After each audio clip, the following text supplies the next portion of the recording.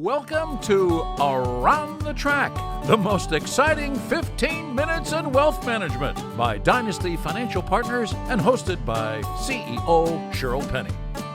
Hello, and welcome to another edition of Around the Track, the most exciting 15 minutes in wealth management. I'm your host, Shirl Penney, founder and CEO of Dynasty Financial Partners. I am incredibly excited about this episode of Around the Track because I'm joined by a friend of the firm and two-time All-Star in only 2 years in Major League Baseball, Julio Rodriguez, who of course you'll know is the center fielder for the Seattle Mariners. Julio, thank you so much for sitting down and having this conversation with me. Thank you for having me here, and I'm excited to share this moment with you. Awesome. All right, so we're going to jump right in.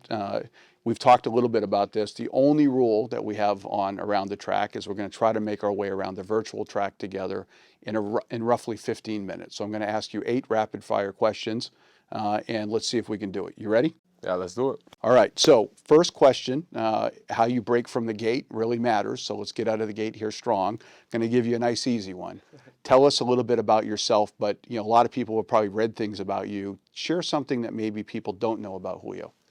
I'm very serious when it comes down to like a lot of my work, because a lot of people might see me like smiling all the time and like having fun on the field, but I feel like behind the scenes there's a lot of like hard, dedicated work that I really take all that to heart. So I feel like people might misunderstand that a little bit about me, that I'm always like jokingly, but I feel like I'm a very, very serious guy when it comes down to business. Okay, so I'm going to ask you a follow-on question in terms of how serious you are. I know that one of the things that you talk about, because I've heard you say this to my daughters, is control what you can control. So when you talk about working hard in preparation, what does a typical day or week look like for you during the season in terms of preparation and how you're staying ready? It comes down since the moment that you get up out of bed, honestly, like how you, let's say, get your breakfast in, that how you go about your workout, your preparation, your routine. I feel like all those little things that you do before the game are the things that allow to, once you step on the field, step on any type of court or any type of sport or anything that you're doing, once you're prepared and like do all your routines, or do all the little things that you can control, once you step on the field, it's basically let everything to come out. So that's the way that I view my preparation. I feel that as the most important thing before the game. Got it. What you see is what you'll be, right? In terms of what you see in practice is what you'll be on the field. So I love that. One of the other things that we've talked a lot about is, and one of the things I really respect about you, Julio, is your focus on the team. You are a team guy. And whether it's the team that you have on the field or it's the team that you've assembled, kind of an all-star team of people around you off of the field, in your view, what makes a great team? I feel like how dedicated is everybody to be the best into what they do. I feel like you guys as Dynasty, you guys want to be the best you can possibly do. Me as a baseball player on the field, I want to be the best I can possibly do.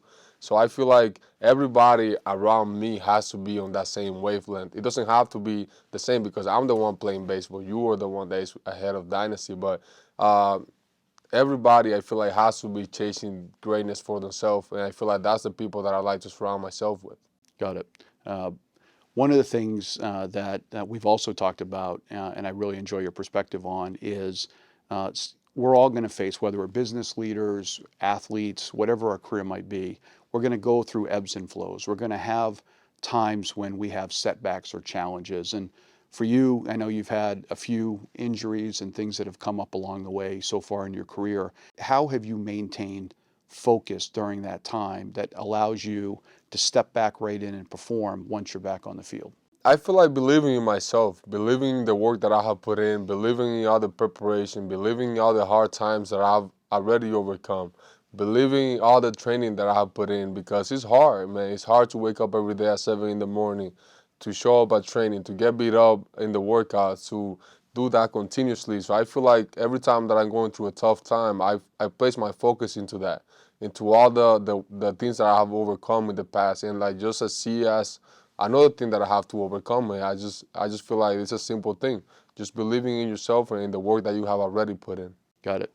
So look, a lot of what you just said is that you have incredible passion for what you do, right? And you've had passion for a long period of time, even though you're a young guy. But to get where you are today, you've had to put a tremendous amount of work in. Kind of reflecting, and it's early to reflect, but what do you think is the driving force of that passion that we see, right, and the joy and love also for the game when you're on the field? Like, where's that passion coming from? I feel like you just hit it right there. It's just I love what I do. I love all the hard things that come with it, all the things I have to overcome, all the new challenges that the sport brings. So I feel like I love to do that. I love to wake up, even though it's hard, like to wake up every day at 7 in the morning to get all my work done and everything. But I love that because like I do it with the purpose of getting better every single day. It doesn't matter the results that I get, but I just love all that process, all the things that kind of teaches me for life too.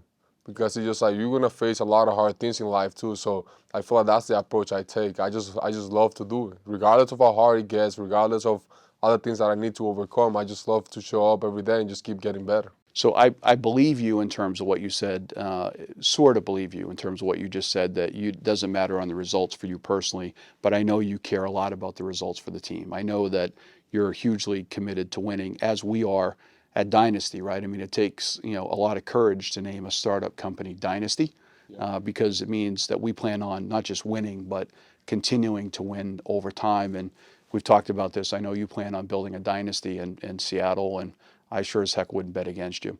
So let me pivot here just for a moment, and I want to talk about leadership. And you have become already at a young age a great leader in the clubhouse. I've heard that from some of your teammates and coaches, but you've also been around great leaders as well. In your view, what makes a great leader? A great leader for me is somebody that shows up every day and show the whole team how it's done in a way. Because a lot of people, they can say, oh, go do that, go do this, go do whatever, but they don't leave it. They don't go about it themselves. So I feel like it's very easy to just say something and not lead by example. And I feel like that's who a leader is for me, like somebody that leads by example. And if somebody is running into any type of issue or whatever, it's not like just telling them how to do it, but in a way helping them overcome that, and like showing them how it's done. And even if you deal with tough times, you're gonna see a leader taking a different perspective about those tough times. I was figuring out how to get better, how to overcome them, instead of like I was complaining about it and like having that low energy. And like actually, like I get excited when I face a challenge because I know after that I'm gonna get better. And like something that I say is in my line to get better. And I feel like that's what a leader is. I was kind of striving ahead. I was kind of like bringing that passion and that help for the team to overcome and keep getting to that next level. Yeah, leading by example, leading from the front. I think those are good ways to describe you, my friend. All right, so we're coming off the turn. We're headed for home, headed towards the finish line. Just 2 questions left. You have an independent financial advisor, one that's powered by Dynasty. And I know you have a great relationship with the firm, the advisory firm, the RIA that you work with. How has that brought peace of mind to you, and what do you enjoy about your relationship with your independent advisor? It's just like so much better because I know that they're not just limited to any type of product or just like one like brand, to say it like that. I feel like to have an independent advisor means so much because they're always going to be out there to look the best for you as a person, for you as an individual, not for a brand itself, to say it like that. So I feel like that's where I think lays the best benefit, that they're always looking for the best thing for you personally. Yeah, so an independent advisor works for you as the client, not working for a firm that manufactures and sells products. I love that observation, so thank you for that. All right, last question, and I ask this question of every guest. In racing, we try to win the Triple Crown, right? We try to win the Kentucky Derby, the Preakness, the Belmont. It's a goal that is seemingly unattainable, right? It's way out there, and it feels like as an owner, as a jockey, as a trainer of the horse, we get up every day and we focus on it, but it almost seems like it's something that we'll never attain, but we're still going to run and fight for it. So it's that big, massive goal that sits out there. So for you, last question, what is that one big, massive, seemingly unattainable goal that motivates you, you're running hard towards? What would your Triple Crown be, Julio? My Triple Crown is be the last team standing and win the World Series. And like that's something that's never been done in my team. So that's something that I want to be able to do it for the first time for our fan base, for our city, and like for everybody that forms part of that team. And that's something that I'm looking forward to do. I'm gonna keep working hard until I do that. And after I do it, we gotta keep on going from there. Got it. Well, hopefully it's not in a year that you beat my Rays. But But they're I, good teams, so I gotta go through them. I definitely will be cheering for you, and you know that. Thank you very much for sitting down and having this conversation with us on Around the Track. No, thank you for having me here. I really enjoyed it. All right, great to see you, man. And thank you to all of you for tuning in again for another edition of Around the Track.